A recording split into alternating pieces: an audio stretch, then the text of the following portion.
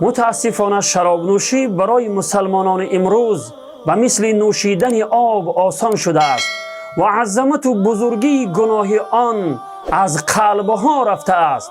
حالا آنکه گناه شراب نوشی خیلی بزرگ است. پیامبر خدا صلی الله علیه و سلم فرمودند هر چیزی مست کننده خمر است، یعنی در حکم شراب است، و هر مست کننده حرام است. روایت مسلم. هر چیزی که کمترین لطمه و عقل و نیروی انسان وارد سازد، شریعت اسلام آن را محکوم کرده بر حذر می دارد و به سختی منع می کند، چون که این دو بزرگترین و مهمترین چیزی است که انسان با آن مکلف شمرده می شود و احکام شریعت به او فرض می شود.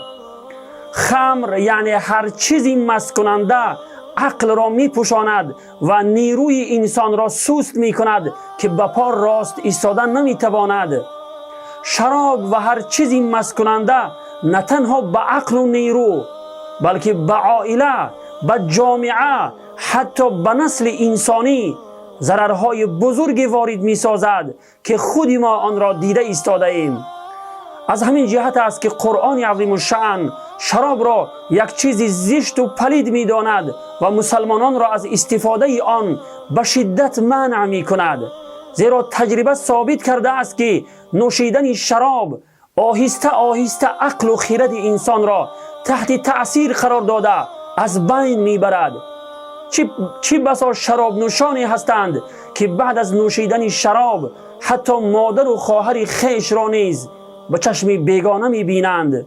پناه به خداوند. متن عربی حدیث چنین است: عن ابن عمر رضی الله عنه قال قال رسول الله صلی الله علیه و سلم كل مسكر خمر و كل مسكر حرام. رواه مسلم.